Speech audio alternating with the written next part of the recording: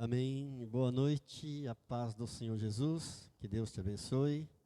Vamos orar nesta hora, agradecidos a Deus por tudo.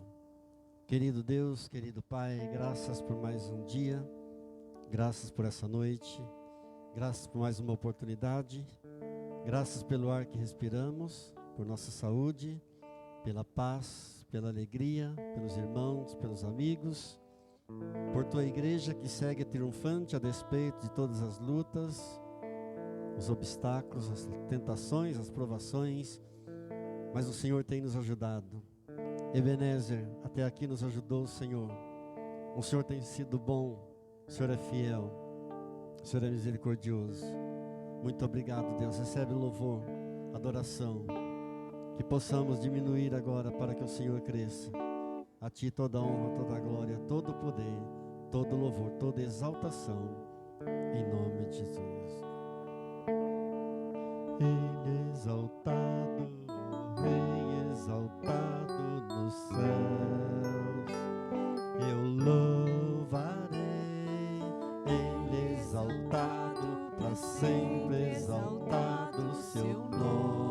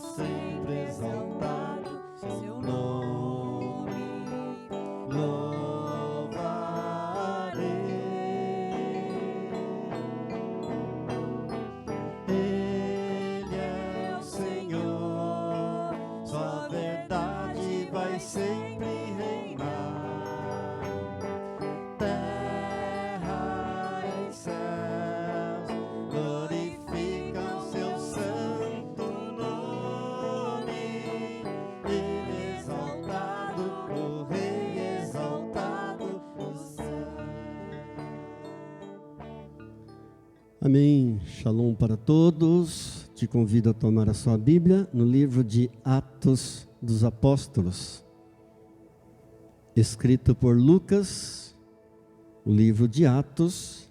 Nós vamos ler no capítulo 17.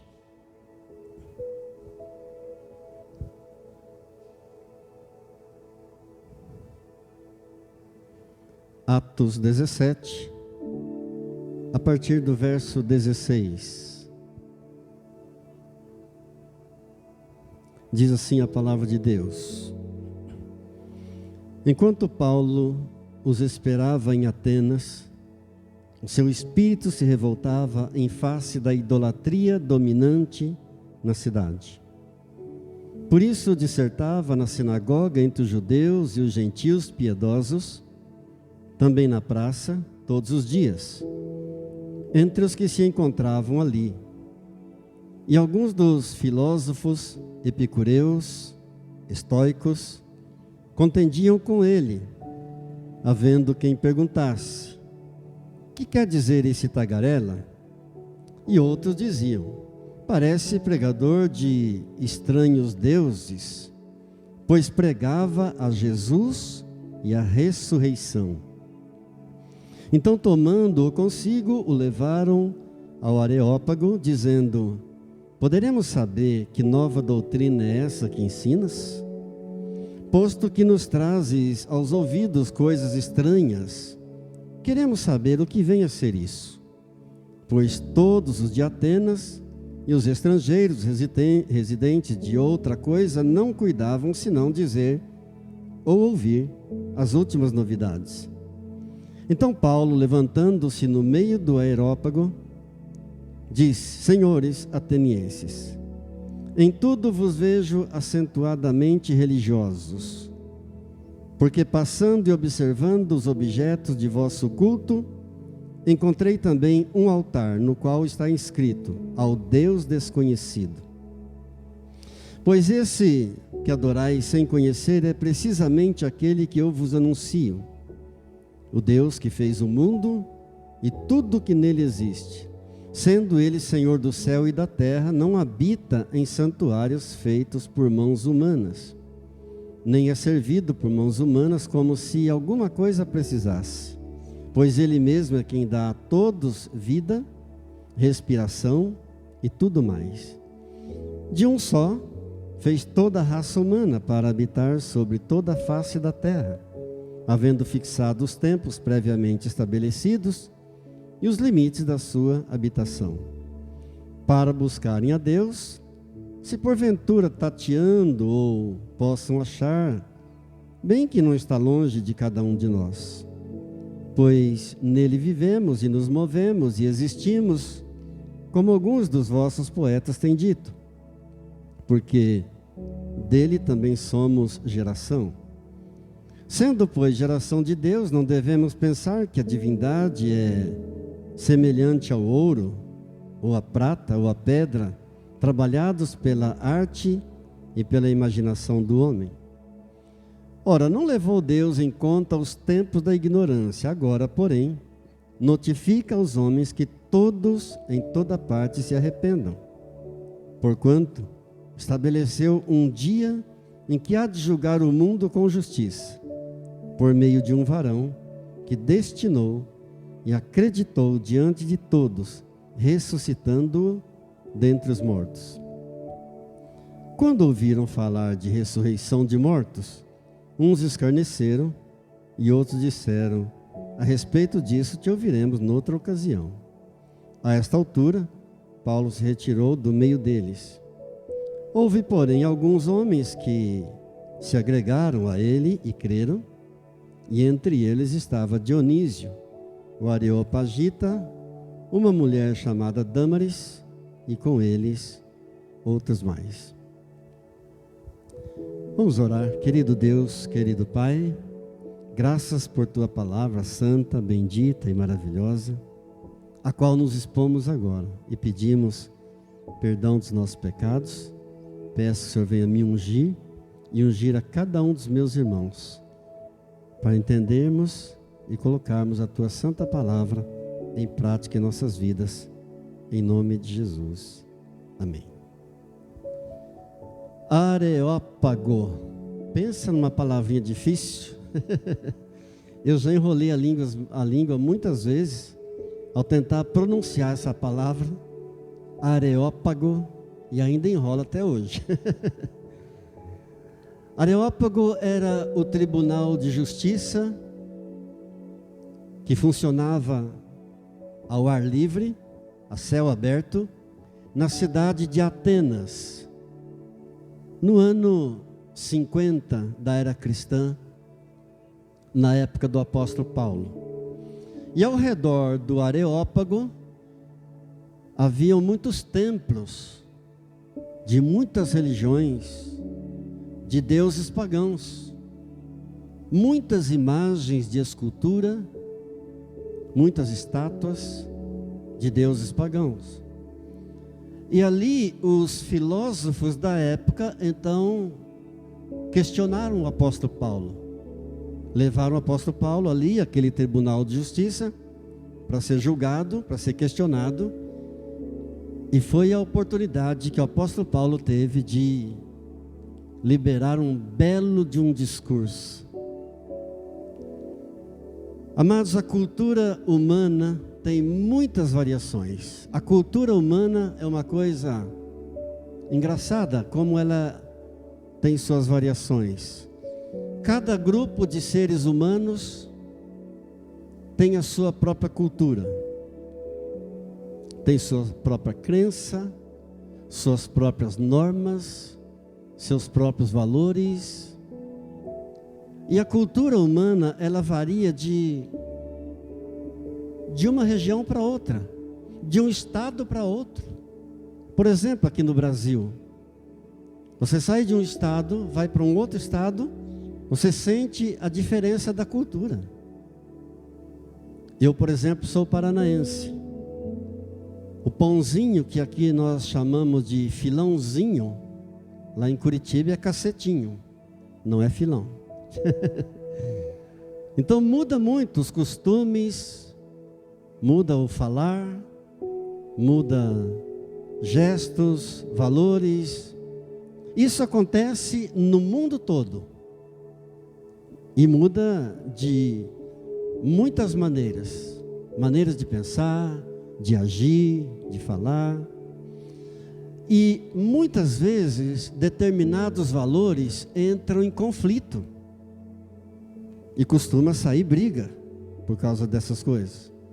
Mas no final de contas, a necessidade do ser humano é uma só: Jesus Cristo. A necessidade de todos os homens, de todas as etnias, de todos os lugares do mundo, é uma necessidade só: Jesus Cristo. O pobre precisa de Jesus Cristo, o rico precisa, o preto, o branco, o amarelo, o índio, o chinês. Todo ser humano, de todas as raças, de todos os lugares, tem a mesma necessidade: Jesus Cristo.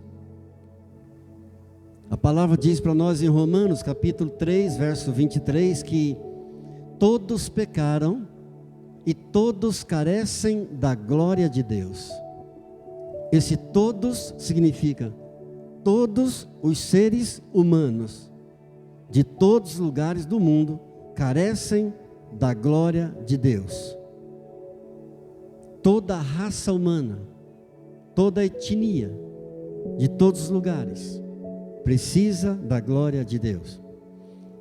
E para suprir essa necessidade do ser humano, Deus tem uma mensagem que é uma mensagem universal. A mensagem é única: crê no Senhor Jesus, arrependei-vos e creia no Evangelho. Creia no Senhor Jesus. Essa é a mensagem de Deus para todas as pessoas do mundo. Glórias a Deus. A mensagem está centralizada numa pessoa.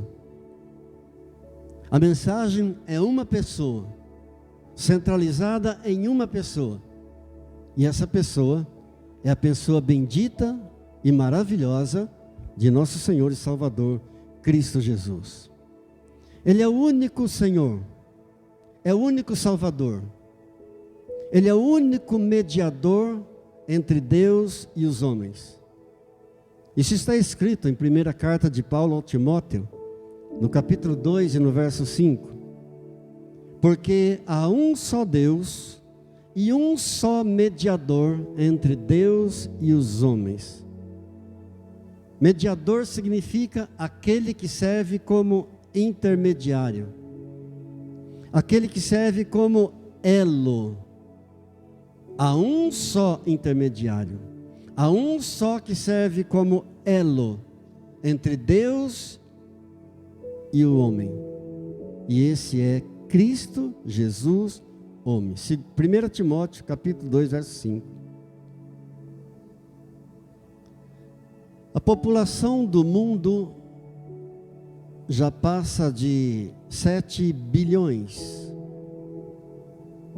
E ela está projetada para chegar a 9 bilhões até o ano de 2050.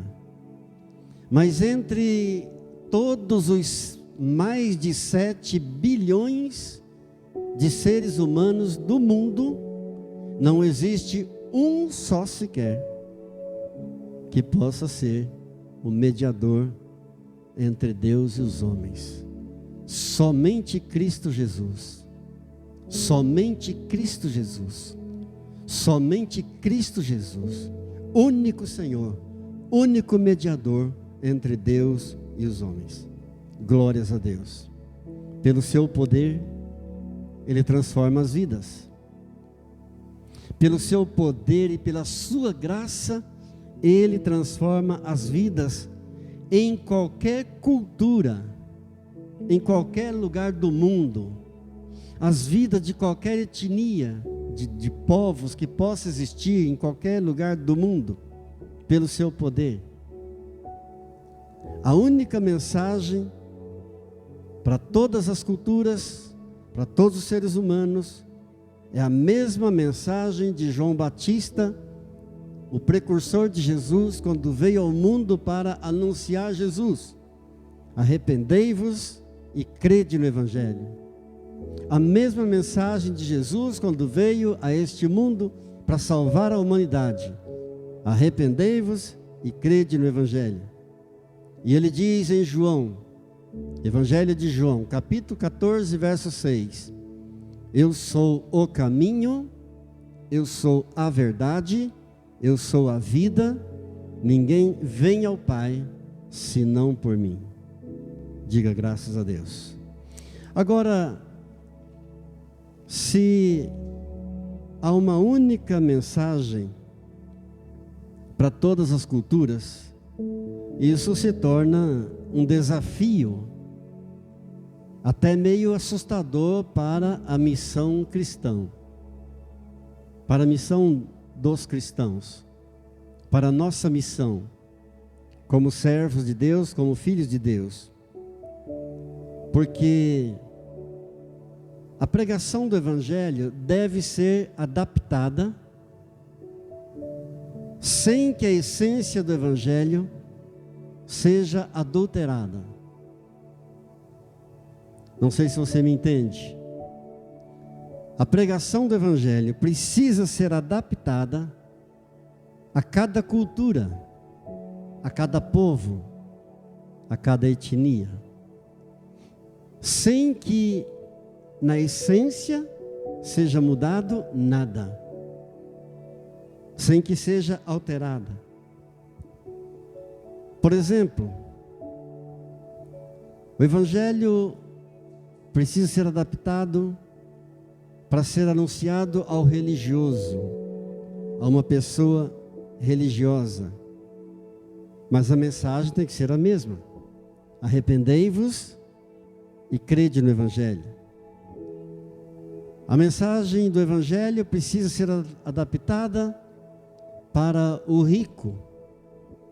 Você vai evangelizar um homem rico que mora na melhor cobertura, lá na praia, ele tem de tudo.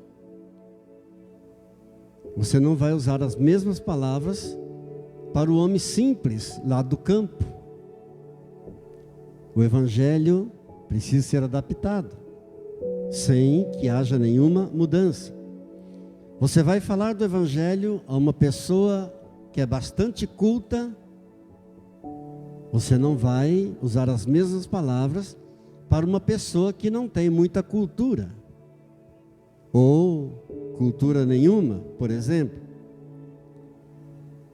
Mas, nesse texto que nós lemos, nessa visita do apóstolo Paulo à cidade de Atenas, ele nos mostra como manejar esse desafio de adaptar a mensagem do Evangelho às diversas culturas, sem que a essência do Evangelho seja alterada. O texto começa mostrando a grande preocupação do apóstolo para com aquela idolatria predominante naquela cidade. No verso 16, ele diz assim: enquanto Paulo os esperava em Atenas, o seu espírito se revoltava em face da idolatria dominante na cidade. Lembrando que qualquer coisa que venha ocupar o lugar de Deus é uma idolatria. Não importa o que, qualquer coisa. Se ocupou o lugar de Deus, entrou no lugar de Deus, é uma idolatria. Então o apóstolo Paulo, quando chegou ali, naquele Areópago e viu tantos altares a tantos deuses pagãos, ele ficou indignado. Ele ficou revoltado no seu espírito. E essa é a primeira observação. E queridos, os atenienses tinham muitos deuses. A lista é muito grande. Eu vou até citar alguns dos principais deuses, os falsos deuses dos atenienses. O deus Afrodite, o deus da beleza e do amor. Apolo, o deus da luz. Ares, o deus da guerra. Artemis, deus da lua. Atena, o deus da sabedoria.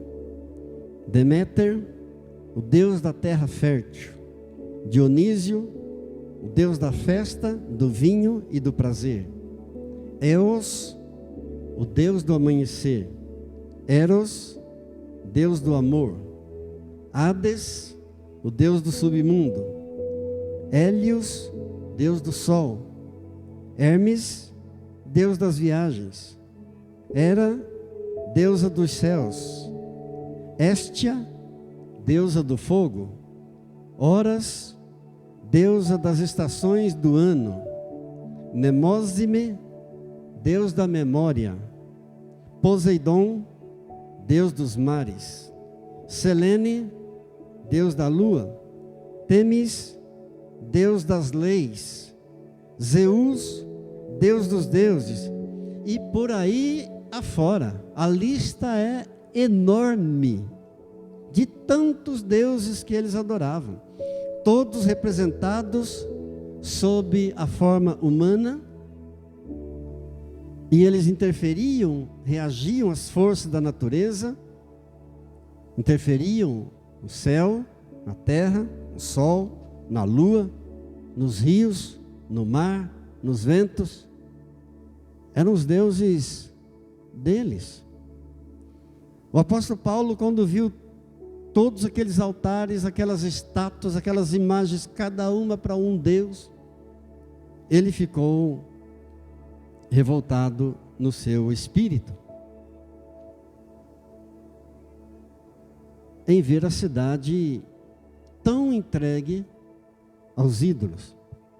Para ele, isso era algo que não poderia ser deixado sem desafiar. Isso era algo que não poderia ser deixado sem questionar. Ele reconheceu isso como sendo uma afronta ao Deus verdadeiro. E de fato, qualquer ídolo é uma afronta ao Deus verdadeiro. Qualquer invocação, qualquer nome, qualquer entidade, qualquer imagem construída, qualquer estátua, de barro, de madeira, de ferro, seja lá do que for, de ouro, de prata, é uma afronta ao Deus verdadeiro.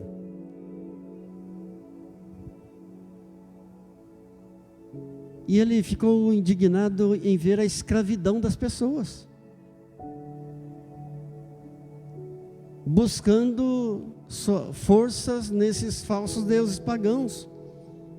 Quando uma cultura é pecaminosa e prejudicial às pessoas, o cristão precisa fazer alguma coisa. No mínimo orar, mas tem que fazer alguma coisa. Há um pecado chamado pecado de omissão. Ele está na carta de na carta de Tiago, no capítulo 4, no verso 17, que diz assim: aquele que sabe que deve fazer o bem e não o faz, nisso está pecando. O pecado da omissão é um pecado, muitas vezes, muito sutil. E muitas vezes é cometido sem a pessoa perceber. Um exemplo muito claro de um pecado de omissão na Bíblia Foi o Senhor Jesus quem falou. A passagem do bom samaritano, quando um homem que tinha sido roubado, espancado, abandonado à beira da estrada, e passou um levita e fez que não viu, passou longe. Passou um sacerdote, também fez que não viu, passou longe. E um terceiro que passou, que era um samaritano, então teve compaixão daquele homem caído, espancado, e usou de misericórdia para com ele. Veja, passaram dois que eram do templo. O levita era alguém que servia a Deus do templo, o sacerdote igualmente. Mas nenhum dos dois usou de misericórdia. Pecaram por omissão. Já o samaritano foi quem usou de misericórdia para com aquele homem. Portanto, o cristão, quando vê alguma coisa prejudicando alguém, levando alguém ao inferno, seja uma cultura, seja lá o que for, o cristão precisa fazer alguma coisa. Há muitos anos atrás, aconteceu lá no estado da Flórida, nos Estados Unidos, um temporal, mas uma chuva muito forte, uma verdadeira carga d'água, e havia uma estrada, e a estrada cruzava um rio. Era noite, e choveu tanto, mas choveu tanto, inundou tudo, que a ponte daquela estrada caiu. E era uma estrada muito movimentada. De maneira que os carros que vinham, caíam naquele precipício. Os corpos das pessoas que caíram ali nunca foram achados. Mas de repente se viu um homem, à noite, com uma lanterna, no meio da estrada, acenando aquela lanterna e parando os carros. E se aquele homem tivesse guardado a sua lanterna, poderia ter dito: eu não vou interferir na viagem de ninguém. Assim é o cristão, quando vê alguém sendo prejudicado, sendo enganado, sendo induzido por Satanás, sendo levado ao inferno, ele precisa fazer alguma coisa, ou ele estará pecando por omissão. É o que diz a Bíblia em Tiago 4,17. Lá em Atenas, o apóstolo Paulo pregava a mensagem de Deus usando termos bem apropriados para aquele tipo de pessoas, para aquela cultura daquela gente. Por exemplo, no verso 22 e no 23, nós podemos observar bem isso, quando ele diz assim: então Paulo, levantando-se no meio do Areópago, disse: senhores atenienses, em tudo eu vos vejo acentuadamente religiosos, porque passando e observando os objetos de vosso culto, encontrei também um altar, no qual está inscrito: ao Deus desconhecido. Pois esse que adorais sem conhecer, é precisamente aquele que eu vos anuncio. Amados, eles tinham tantos deuses, que eles tinham medo de ter esquecido de erigir algum altar para algum Deus. E tinham medo que esse Deus pudesse vir vingar, pudesse vir fazer alguma coisa para eles. E nesse medo, então, eles acabaram erigindo um altar e botaram uma placa: ao Deus desconhecido.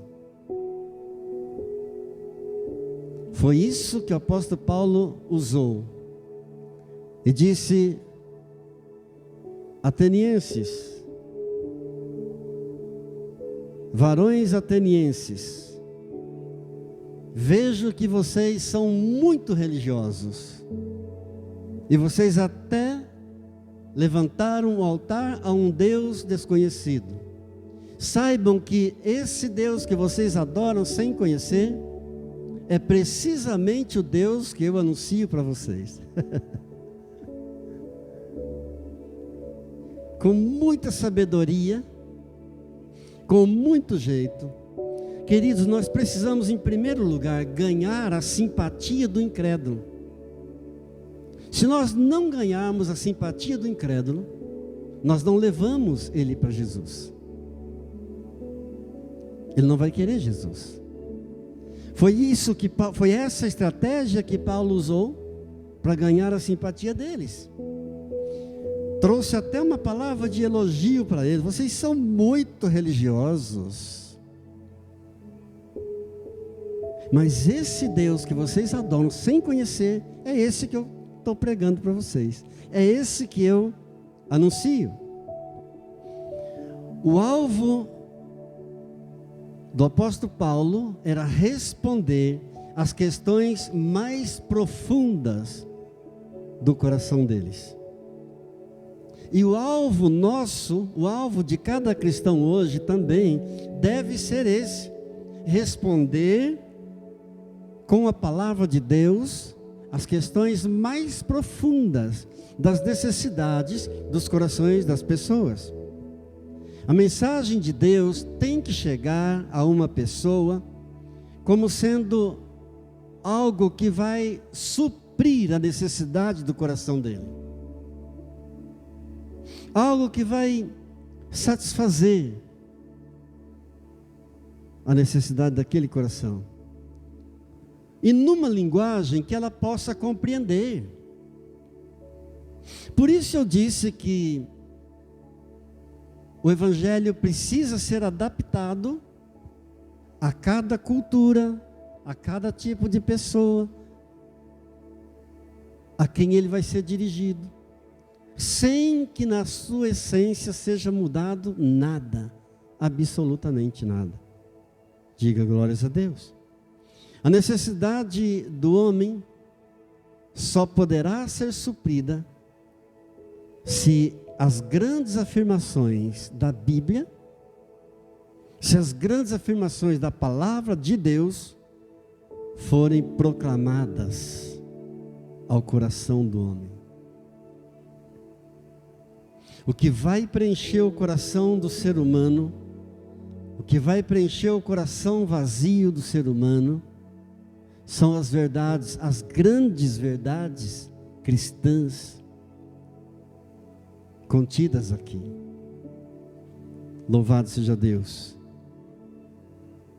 Ali naquele Areópago, o Deus único foi anunciado pelo apóstolo Paulo. O Deus verdadeiro, o Deus criador dos céus e da terra, o Deus criador do universo foi proclamado em meio a todas aquelas estátuas, em meio a todos aqueles altares, a tantos deuses pagãos. O Deus verdadeiro e único, Senhor dos senhores, Criador dos céus e da terra, o Deus de Israel, o Deus de Abraão, o Deus de Isaac, o Deus de Jacó, o nosso Pai, ali foi anunciado com coragem, foi apresentado. Nós vemos isso claramente. Nós vemos com que maravilha o apóstolo Paulo fez isso, do verso 24 até o 29, quando ele diz assim no 24: o Deus que fez o mundo e tudo que nele existe, sendo ele Senhor do céu e da terra, não habita em santuários feitos por mãos humanas. O que ele quis dizer com isso? Que o Deus Todo-Poderoso, que o Deus Criador dos céus e da terra, o Senhor do céu e da terra, não habita em santuário feito por mãos humanas. Ele quis dizer o seguinte, que a presença de Deus não está confinada a um lugar. Amém? A presença de Deus não está confinada a um lugar especial, como esse templo aqui, por exemplo. A presença de Deus não está confinada aqui, não está restrita a um lugar especial. Por quê? Porque Ele é onipotente, Ele tem todo o poder. Porque Ele é onisciente, Ele conhece todas as coisas. E porque Ele é onipresente, Ele está presente em todos os lugares. Diga graças a Deus. E aí ele diz no 25: e esse Deus, Senhor dos senhores, Criador de todas as coisas, nem é servido por mãos humanas, como se de alguma coisa precisasse, pois Ele mesmo é quem a todos dá vida, dá respiração e tudo mais. O que ele quis dizer com isso? Que não é o homem que existe para Deus. Deus é que existe para o homem. Não é Deus que precisa do homem, é o homem que precisa de Deus. Por isso ele diz: esse Deus não é servido por mãos humanas, como se precisasse de alguma coisa, pois Ele mesmo é quem dá vida a todos. Glória a Deus. É Ele quem dá a vida a todos, é Ele quem dá a respiração a todos, é Ele quem dá tudo mais a todos. Amém? E diz mais no 26: de um só fez toda a raça humana para habitar sobre toda a face da terra, havendo fixado os tempos previamente estabelecidos e os limites da sua habitação. De um só Ele fez toda a raça humana. O que o apóstolo Paulo quis dizer com isso? Deus o Pai constituiu um só como o cabeça de toda a raça humana, e esse é Cristo Jesus. De um só fez toda a raça humana. E Deus fez isso para quê? Para que Deus estabeleceu Cristo, instituiu Cristo Jesus como único cabeça de toda a raça humana? Para que todos pudessem buscá-lo. Amém? Examinando, apalpando. Ele vai dizer isso no 27. Para que todo mundo pudesse buscar Jesus. No 27. Para buscarem a Deus. Se porventura, tateando, o possam achar, bem que não está longe de cada um de nós. Ou seja, Ele constituiu Jesus, o cabeça de toda a raça humana, para que todo ser humano pudesse buscar Jesus, examinando, apalpando, perguntando sobre Ele, se bem que Ele não está longe de nós. Louvado seja Deus. E no 28, então ele diz: pois nele vivemos e nos movemos e existimos. Glórias a Deus. Como alguns dos vossos poetas têm dito, porque dele somos geração. Em outras palavras, o apóstolo Paulo estava dizendo isso para eles: olha, vocês vivem por causa dele. Vocês existem por causa dele. Vocês se movem é por causa dele. Glórias a Deus. Louvado seja Deus. E ele se inclui. Ele se inclui. Ele diz nós.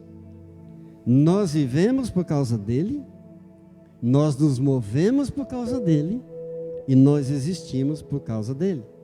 Finalmente, no 29, então ele diz: sendo, pois, geração de Deus,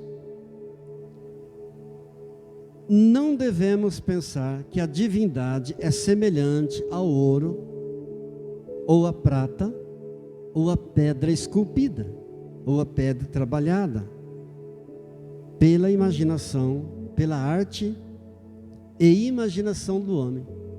Em outras palavras, ele quis dizer o seguinte: se ele nos gerou, se nós somos geração dele, então ele não pode ser comparado ao ouro, ele não pode ser uma barra de ouro, ele não pode ser um pedaço de prata. Se ele nos criou, ele não pode ser uma pedra esculpida.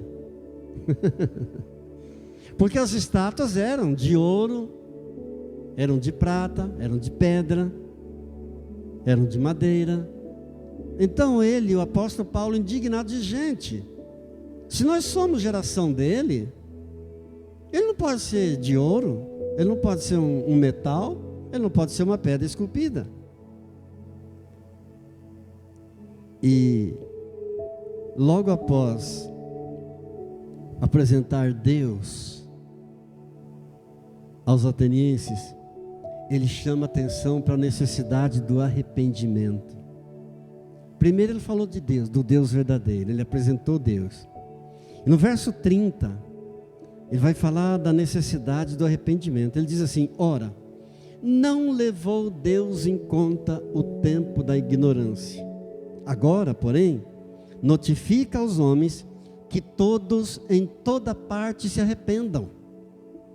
Olha como ele usa de palavras sábias, sem ofender, sem maltratar.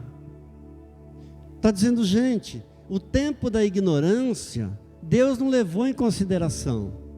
Deus não leva em conta o tempo da ignorância de uma pessoa.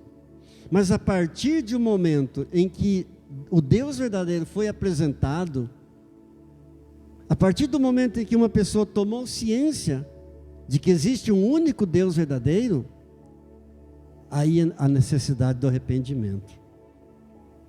Que coisa gloriosa! Agora sim, Deus notifica a todos, de todas as partes, que se arrependam. Glória a Deus. De uma maneira desafiadora, mas com muita sabedoria, de uma maneira urgente, já falou também do julgamento vindouro, do juízo final, já aproveitou. Pela ordem, primeiro ele anunciou Deus, falou com calma, com sabedoria, sobre a necessidade do arrependimento, dizendo que o tempo da ignorância poderia esquecer, que Deus não leva em conta, mas a partir de agora existe a necessidade do arrependimento. E já aproveitou para falar do juízo final. Ou seja, a pregação foi completa. Ele fala do julgamento vindouro. O Senhor ressuscitado dos mortos é o ponto central. O centro da mensagem é Jesus Cristo ressuscitado dos mortos, que voltará para julgar o mundo. No verso 31 e 32, você pode acompanhar comigo. Porquanto estabeleceu um dia em que há de julgar o mundo com justiça, já falando do julgamento final. Aleluia. Por meio de um varão que destinou e acreditou diante de todos, tendo ressuscitado dos mortos. Então falou que haverá um dia, um juízo final, através de um varão que Deus ressuscitou dentre os mortos. Deus deu crédito a ele e Deus o ressuscitou dos mortos para ele fazer isso. Amados, o apóstolo Paulo não deu nenhum sinal de concessão, de nenhum abono de nenhum acordo com aquelas idolatrias, com aqueles deuses pagãos, nenhum sinal de agrado, nenhuma sugestão de diluir o Evangelho, de modificar nada do Evangelho, de amenizar o Evangelho. Não amenizou nada.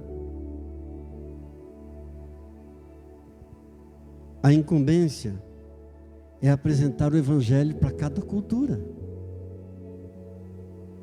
É uma incumbência de cada um de nós, sem modificar, sem alterar em nada.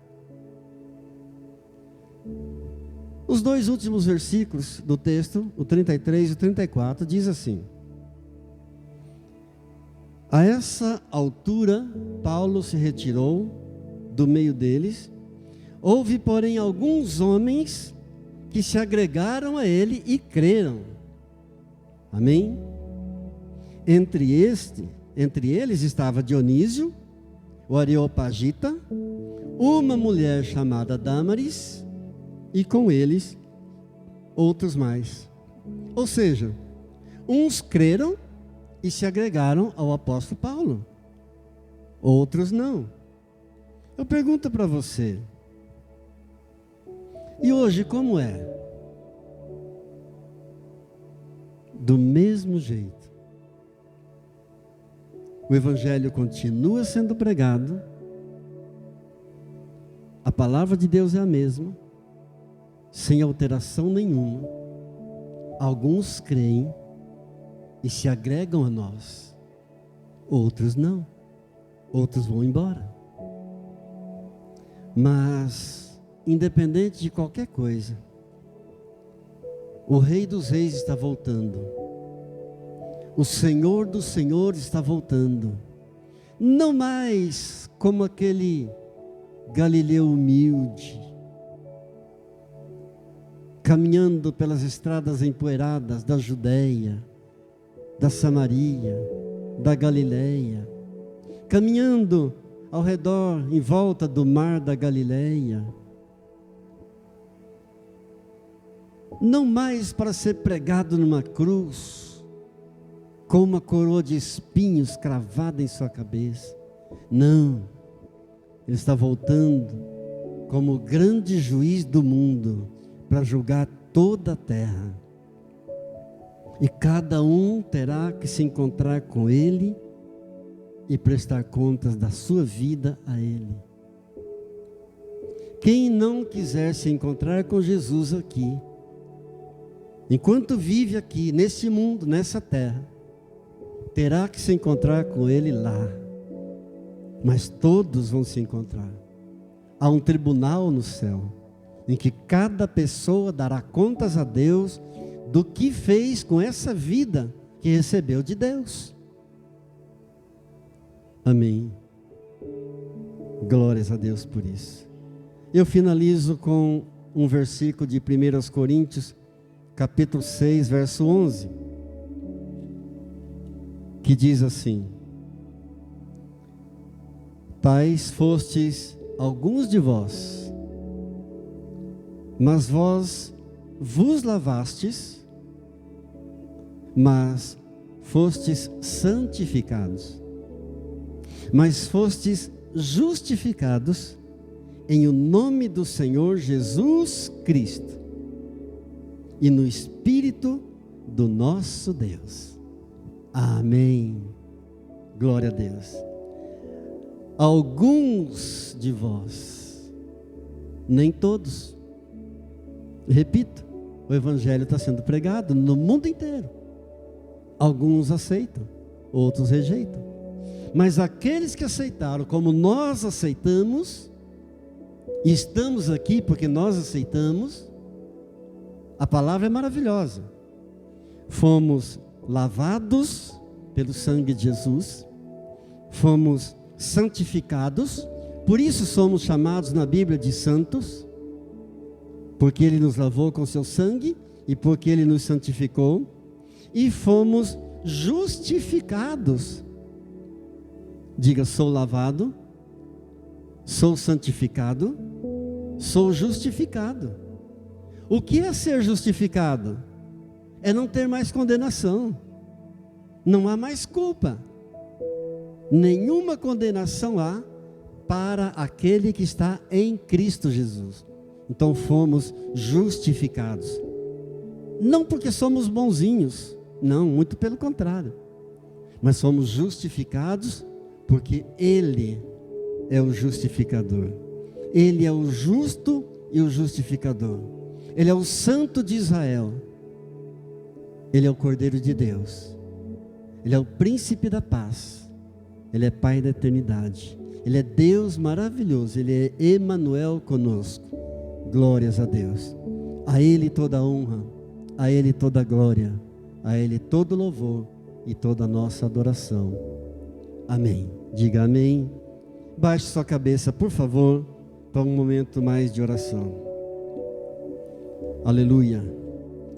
Querido Jesus, nós te louvamos, Senhor. Nós te adoramos, Cordeiro de Deus, Senhor dos senhores, Rei dos exércitos. Quem é poderoso como tu? Com a tua fidelidade, ó Deus, nos lavaste com teu sangue puro carmesim, vertido na cruz do Calvário.